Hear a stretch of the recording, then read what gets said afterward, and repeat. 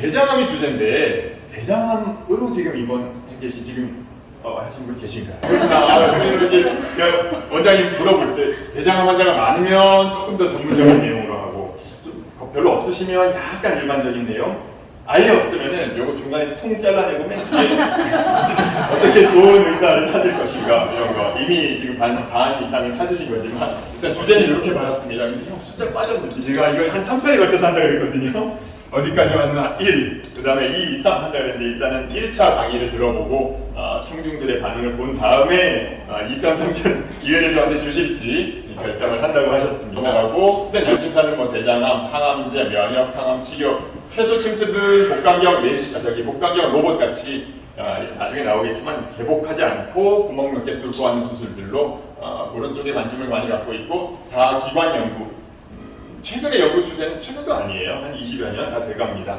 한 병원에서 하는 연구 말고 여러 병원의 데이터를 쭉 모아가지고 하는 연구가 당연히 더 근거 수준이 높다, 의학적으로 인정을 받는다 하기 때문에 다기관 연구라는 것들이 트렌드가 되고 있는데 진짜 어려워요. 정말 어려워요.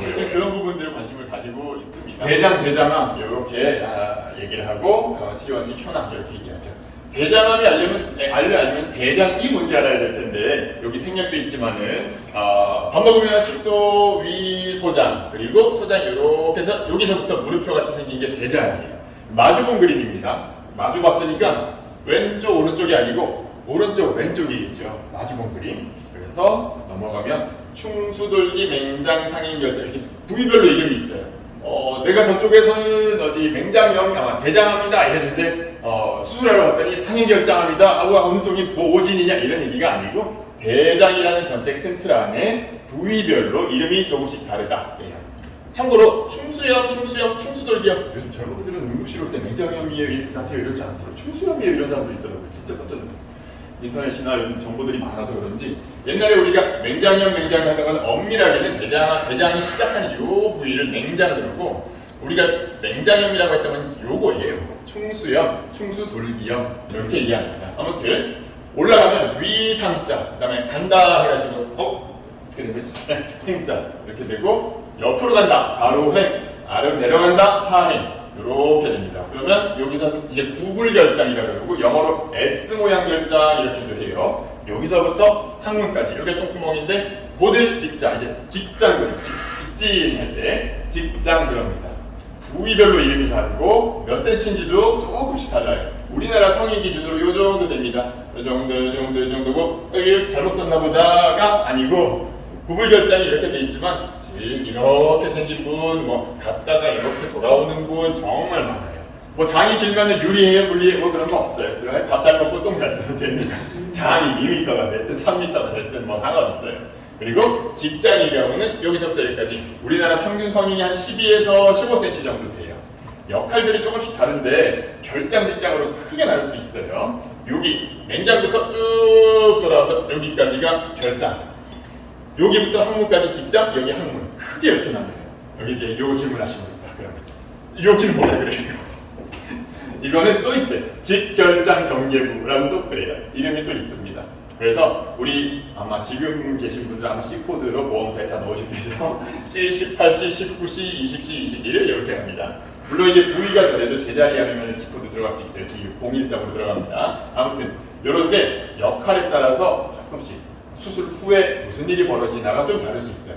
주로 오른쪽 상행하고 저쪽 행행까지는 물이 내려오면 음식물이 아직 소화가 덜 된 소장액은 액체예요. 딱딱한 똥이 아니고. 그러면 여기 봤을 때는 이미 약간은 액체 물 이래요.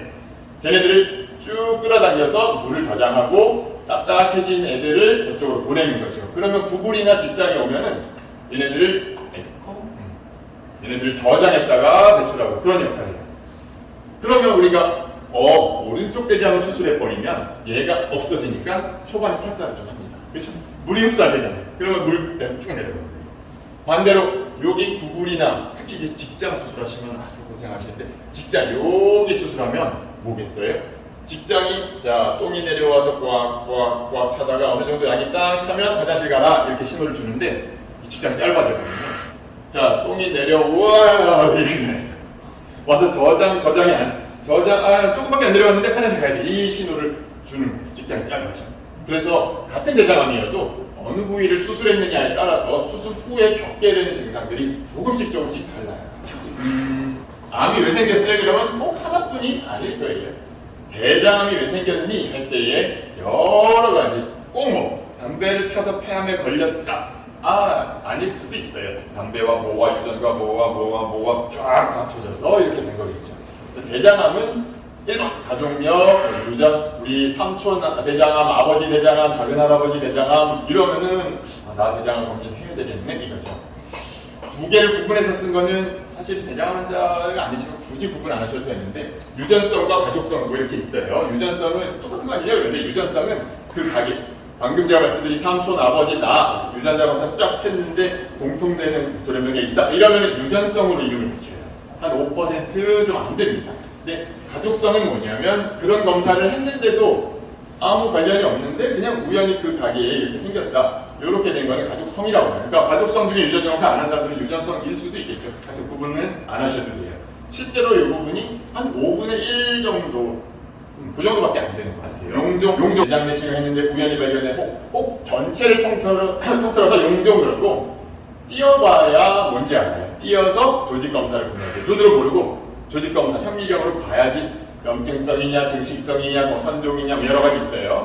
선종이 나오면 선종은 보통 8년에서 한 12년 정도에 걸쳐서 점점 암으로 진행하기 때문에 미리 제거해 주는 게 암의 씨앗을 뽑아버리는 거다. 그래서 우리나라 그리고 약간 저기 대만, 싱가포르 이쪽도 약간 그래도 우리나라가 좀 심하다 그래요. 서구화된 식습관이나 생활습관 관련된 거에 질환들이 많이 빠르게 늘어났다. 그 중에 대장암이 있습니다.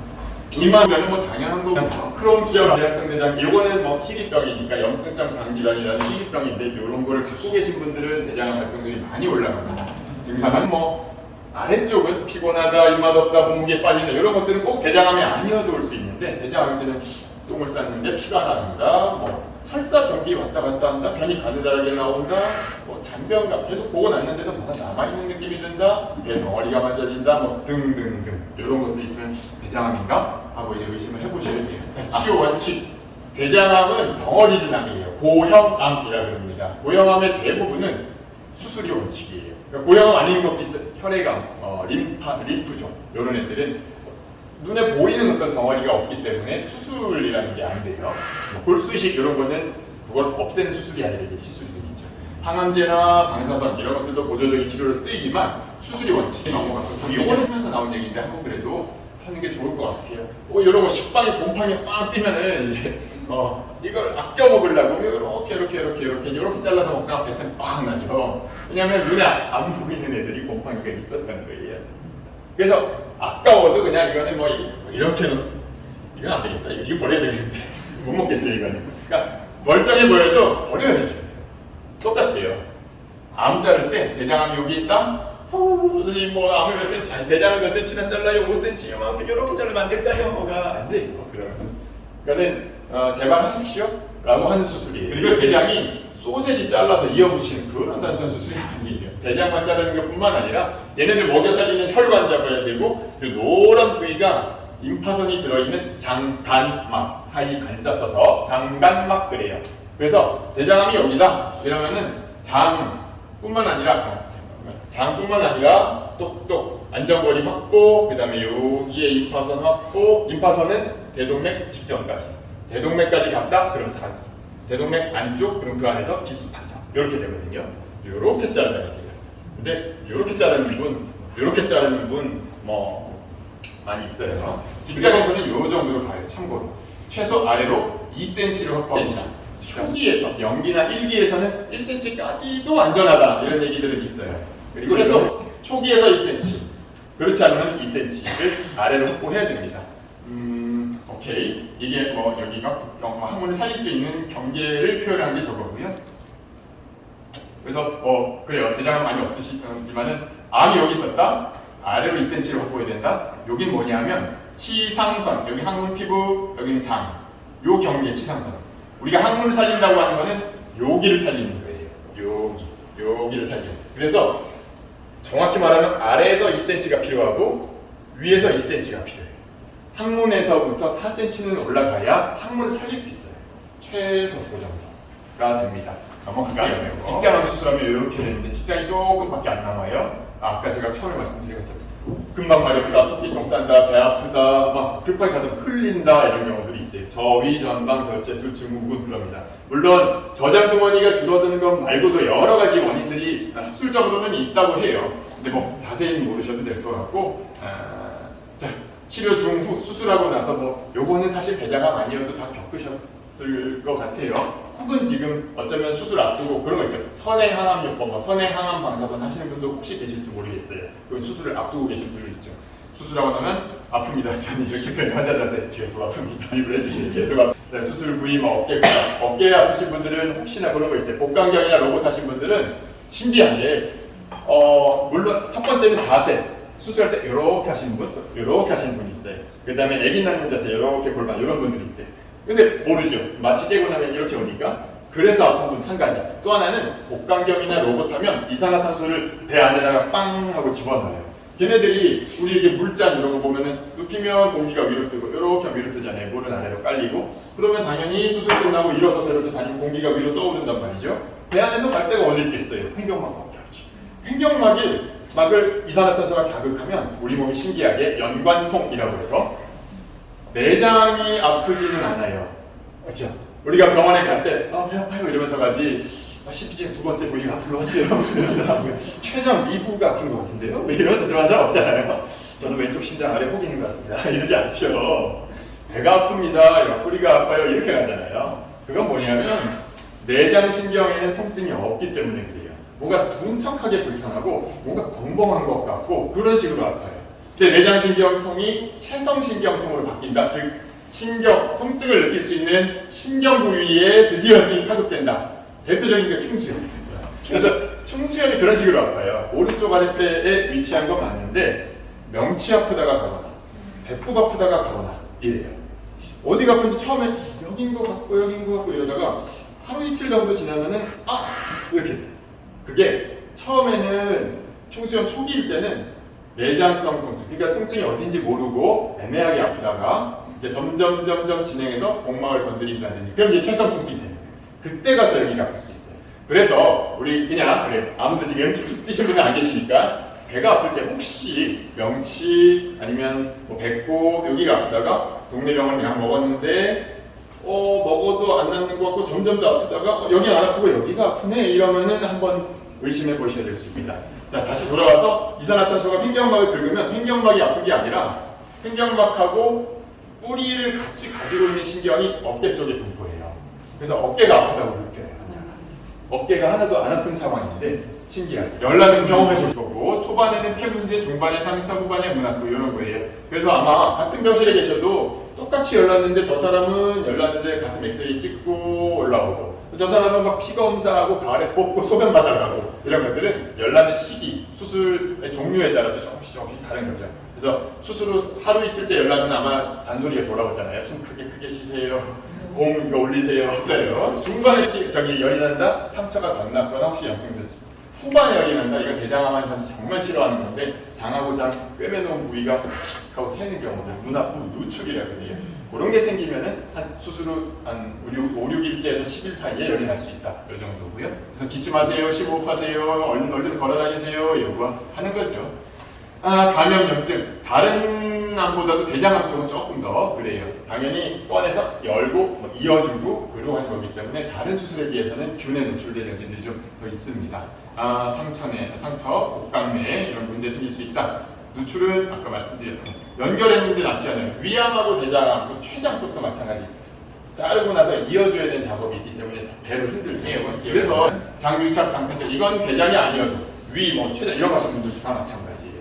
유착이라는 거는 그냥 들러붙는 자연스러운 과정이에요. 나아야죠. 유착이라는 과정이 없으면 상처도 안 붙을 거예요. 당연히 유착되는 게 필요해요. 근데 소장이 아까 안 그랬지만 소장이 막 짧은 분들 3m, 길면 7m 이런 분도 있고 대장이 한 2.5m. 요 애들이 요만한 배 안에 이렇게 차곡차곡 들어가 있는 거죠. 기본적으로 윤활제가 있어요. 그러니까 음식이 들어가면 꾸물꾸물 하면서 막 내려가는 건데 배를 한번 열었다 닫았다는 뜻은 이제 개복하면 조금 더 심하다. 복강경이나 로봇하면 훨씬 좀 덜하다 이건데 열어서 공기 쬐고 쫙 가면 그 이제 윤활제 붙은 애들을 좀 덜해지고 지들끼리 막 이제 들러붙기 시작해요. 그래서 그걸 장유착. 그러고 유착 때문에 예를 들어 그 7m 아니 소장대장 합치면 뭐 9m 이렇게 되는 애들이 아주 일구만 이렇게 붙어버린다. 요런 음식 내려갈 때 여기서 한번 탁 얹히고 그다음에 갔다가 내려가고 치고 갔다가 내려가고 이게 폐색이에요. 막혀버리는 건 폐쇄예요. 폐색, 폐쇄 이렇게 합니다. 그래서 이런 일들이 있을 수 있고 요거 때문에 수술 끝나고 얼른 걸어 다니십시오. 그다음에 수술 끝나기 전에 우리가 유착 방지제도 넣고 뭘 하고 하기는 합니다. 그래서 만약에 어쨌든 배수술을 하신 분들은 대장 아니어도 장 폐색이 온다. 요거 증상은 배 아프다, 열난다. 그 다음에 방귀가 언제 나왔더라? 이래요. 방귀 언제 나왔지? 입에서부터 항문이라는 길다란 소화관이 뚫려 있어야 되는데 그 어딘가 이렇게 된 거거든요. 그래서 방귀 언제 나왔지? 가만. 배 빵빵해지고 울렁울렁 토하고 이러면은 장폐색인가 보다. 이제 콧줄 꽂고 이런 분들이 이제 경험해 보신 분들은 이런 습관 변화 장 자르면 아까 제가 부위별로 다르다 그랬고 이런 것들이 있고 뭐 시간이 지나면 회복된다라고 했는데 항문 특히 직장 가까우신 분들은 이런 거 오는 분들도 있고 좌욕하시는데 요거는 수술하신 분하고 상의해 보셔야 돼요. 뼈면 부위가 너무 항문에 가까워서 지금은 좌욕하시면 안 됩니다. 이럴 수도 있어요. 그래서 보셔야 되는 거 상의 후에 해야 됩니다. 배뇨기는 요건 직장암에서 아까 그 전체 무릎표 그림 중에 직장암 또는 이제 구불결장까지도 요렇게 뒤쪽에 골반 신경이 지나가는데 얘네들을 자르진 않더라도 당연히 장을 당길 때 요렇게 하고 치고 요렇게 치고 앞, 뒤, 좌우 앞, 뒤, 좌우 이러면서 점점 쳐서 내려가서 똑 자르는 거거든요. 당연히 요거 할 때 당겨져요. 손상이 가고. 근데 옛날에 개복할 때는 골반이 좁잖아요. 여기 뒤에 다행히 남자가 안 계셔. 오셨다. 안 계실 때 말씀드렸는데 이 남자가 속이 좁잖아요. 그래서 직장할 때 진짜 짜증나요.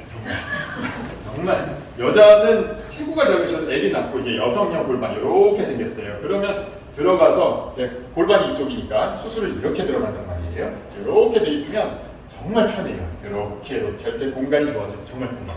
근데 남자는 덩치가 커도 이렇게 돼요.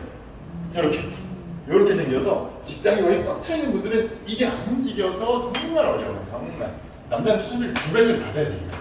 정말 스트레스 받고 옆에 어시스트한테 좀 땡겨봐라 이쪽을 해봐라 이러면서 하죠. 당연히 이쪽의 손상도 많고 아까 그 문 앞부 누출의 확률도 여자보다 남자가 훨씬 높아요. 그리고 기본적인 저기도 있죠. 술, 담배 하시는 분 중에 당연히 확률적으로 여자보다 남자가 많고 술, 담배도 당연히 뼈매장이 터지는 확률이 올라가고 그러니까 여러 가지로 안 좋아요. 그 수술을 하고 나서 생기는 게 요쪽 신경이 상하면 배뇨, 성 그리고 또 하나 이제 배변 시에도 약간 영향이 있어요. 저위전방 절제술 증후군에도 요 신경 영향이 있어요. 그래서 배뇨 기능, 성 기능이 분명히 떨어지면 무조건 떨어지는데 옛날에 복강경 하니까 이게 이제 보이죠. 근데 로봇이 들어오니까 로봇은 3D에 힘이 안 들고 로봇 팔이 장착돼서 내가 여기서 조정만 이렇게 하면 팔이 같이 따라서 움직이니까 힘이 안 들어. 그리고 훨씬 잘 보이고 잘 보이니까 얘네들을 다 살릴 수 있어요.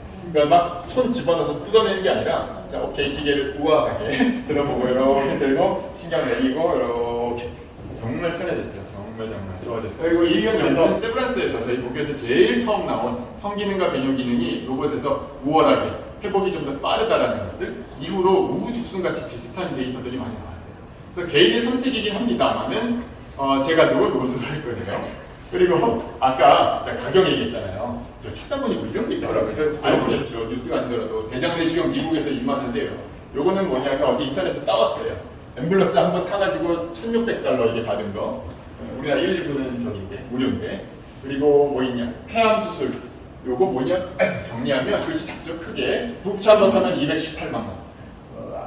거리 비례 더 다는데. 대장 내시경 우리나라는 20만 원 안 돼요. 근데 이제 용종 띄고 수면하고 이러면 쪽쪽쪽쪽 붙죠. 미국에서는 570만 원. 폐암 수술은 이건 뭐냐면 1,600만 원은 평균이 아니고 저기예요. 우리나라에서 제일 싼 거 이게 2019년이니까 이거보다 올랐을 거예요. 600에서 한 1,600만 원 된다. 우리나라 제일 높은 게 1,600. 근데 미국에서 이 당시에 평균이 3억 7천. 대장암도 2억 8천 정도 돼요. 2억 암 치료의 목표, 삶의 질 이야기를 하는데 암 치료 제일 잘한다. 그게 뭐겠어요? 당연히 생존입니다. 일단 얼마나 오랫동안 사냐. 그리고 조건, 합병증이나 재발 없이 당연히 없으면 제일 좋죠. 유병장수 최악이에요. 아니 이 무병장수가 최고지. 유병장 내가 병을 계속 앓고 있으면 내 가족들 부담스러워하시고 뭐하고 이게 문제들이 많이 있잖아요. 당연히. 그래서 생존율이 좋은 게 암치료 제일 잘하냐 못하냐. 어떤 병원이 암치료 제일 잘해요? 생존율 보죠. 당연히 좋아요. 어떤 나라가 제일 잘하냐? 생존율. 이미 이걸 근데 이루었다. 그러면 그 다음 문제가 삶의 질이 되는 거죠. 어쩌면 생존율 높은 나라가 삶이 중요하겠죠. 나 완치되고 나면 앞으로 20-30년 더 살아야 되는데 그동안에 나 계속 전립선 비대 있고 이런 그런 거라요. 그래서 이미 이걸 이루었다면 그 다음 문제는 당연히 삶의 질을 건드려야 되는데 근데 우리나라 정말 이거 아까 생존을 이뤘을까요? 왜냐면 뭐 이런 거 있죠. 아까 제가 개복, 암수술, 자 이왕 하는 김에 구멍 좀 작게, 좀 덜 아프게, 좀 더 예쁘게. 물론 예쁘게 문제는 암 환자분들 물어보면 100이면 100다 상관없다. 상처 상관없으니까 확실하게 없애달라. 이게 당연히 중요한 문제이기는 해요. 하지만 바꿔 말하면 똑같이 하는데 내 속을 이렇게 하는 거랑 이렇게 하는 거랑 이렇게 하는 거는 달라. 이렇게 할 수 있죠. 복강경 몇 개에서. 근데 하나 뚫고도 어쩌면 이런 식으로 할 수도 있죠. 개복, 그 다음에 전통적인 복강경, 단일공 복강경. 저는 암 환자들도 안 걸리면 입맛 떨어지고 우울증, 체중 감소인데 직장암 아까 직장암이 여기 플러스 알파 요거 말씀드렸죠. 이런 게 오지 않는다 그랬죠. 주제도 대장암이니까 치료가 수술로 끝난 게 아니죠. 사실은 이게 8판인데 7판 그림이 예뻐서 그냥 쓰고 있어요. 8판에서 달라진 건 별로 없는데 여기 하나 더 생긴 거 말고 TNM 아마 공부하신 분들은 아실 텐데 깊이, 임파선, 원격 대부분의 고형암은 이걸로 기수를 정합니다. 그래서 몇 기냐에 따라서 이걸 보고 나서 항암을 하니 뭘 하니 이런 걸 결정을 해요. 그래서 복잡해 보이지만 그냥 쉽게 말하면 자 1기다 관찰, 3기다 해야 된다. 2기는 어떤 경우는 하고 어떤 경우는 안 한다 항암을. 그다음에 4기는 아주 이제 4기는 한 명 한 명 다 달라요. 4기는 정말 경험 많은 저 같은 사람한테 받아서 이렇게 작전을 짜가지고 해야 됩니다. 언제 항암을 들어가고 언제 이거를 간을 하고 이런 것들. 자 현황 우리나라 어디까지 왔냐면 보시죠. 네? 이 옛날 자료 아니야?가 아닙니다. 2023년이죠. 우리나라 암 등록 통계를 2년 전 걸 정리해서 매년 12월에 발표해요. 최신 자료예요. 올해 12월에 또 발표가 날 겁니다. 여기서 이렇게 왔어요. 와 대장암이 이해가 된다. 그러면 좀 이렇겠다. 전국이 대장암이니까. 근데 여기서 이렇게 비슷비슷해요. 얘네가 왔다 갔다 엎치락 뒤치락 합니다. 그리고 합쳤을 때 이런 거고 남녀로 나눴을 때는 이렇게 돼요. 남자 폐위대장, 여자 유방각성선 대장. 거의 다 지금 이제 대장을 다니신 분들이 많으시지만 뭐 여자는 대장은 별로 없네. 환자 수는 작아요. 하지만 보면 남자 유방암도 있긴 있어요. 남자 갑상선도 있긴 있고 하지만 대부분 여자여서 걸리는 게 많잖아요. 요거 두 개 빼면 대장암이 비율로 봤을 때 여자 중에서는 상당히 높다 이거죠. 아까 말씀드렸던 암치료 잘한다, 생존, 재발 이 자료 이어서 이런 자료가 있어요. 우리나라 얼마나 잘할까?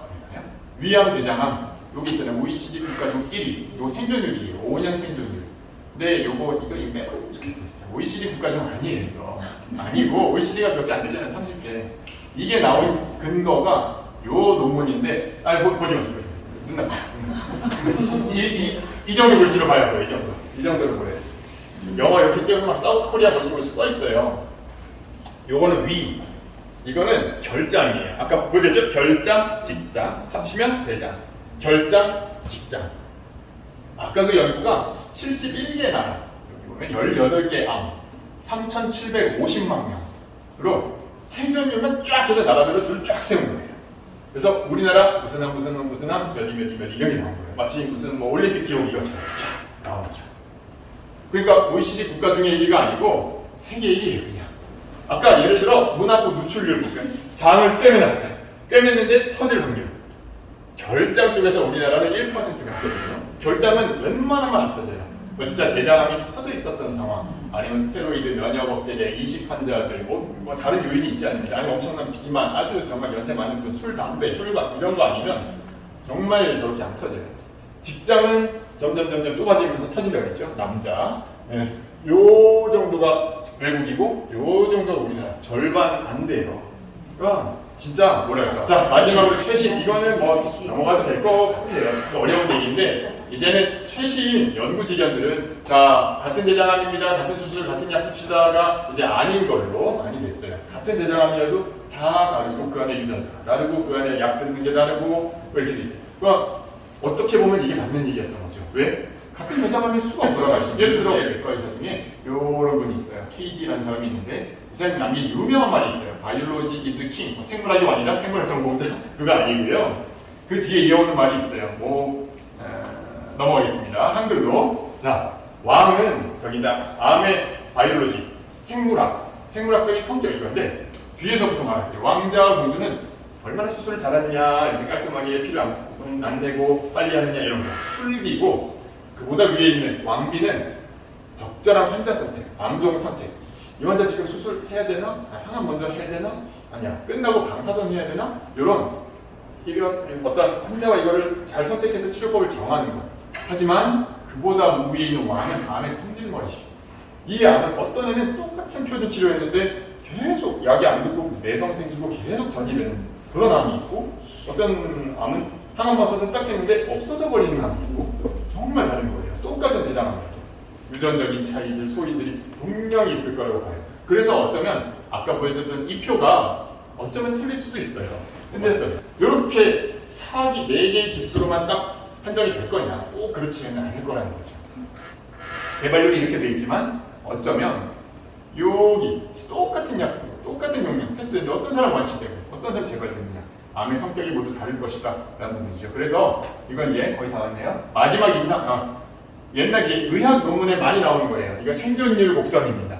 이쪽이 저기고 기간이고 저쪽이 100%. 그래서 환자들이 돌아가시면서 조금씩 확률이 떨어지는 거예요. 그래서 5년째 이렇게 가면 이게 75다 그러면은 이 암의 5년 생존율은 75%다 이렇게 보는 거죠. 아까 제가 초반에 말씀드린 거 기억나세요?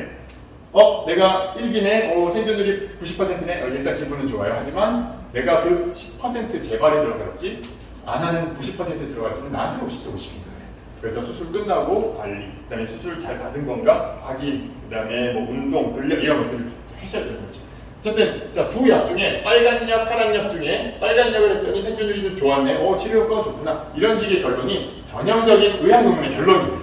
근데 이제 뭐라 그래야 될까요? 이 차이를 보고 오케이 치료 효과가 더 있는 약이다. 그럼 이 약을 써야 되겠네라고 했다면 최신 혹은 최근의 해석은 어쩌면 이런 걸 거예요. 했는데도 치료 효과가 없는 이 사람들은 요 화살표에 있는 부분들은 도대체 어떤 특성이 있는데 약을 써도 안 됩니까? 라는 데에 연구들이 많이 집중되고 있어요. 돈이 많이 안 들 수도 있어요. 왜냐하면 제약회사 애들은 그냥 대규모로 이렇게 약을 쓰는 게 당연히 돈이 되지, 희귀병 이런 데 유전자 이런 거에는 안 하겠지만 그래도 이런 부분들의 트렌드는 계속 있어 오고 지금도 진행은 하고 있어요.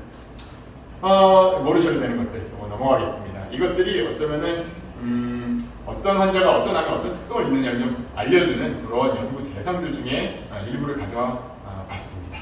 요 정도까지 할까 봐요. 그렇죠? 네.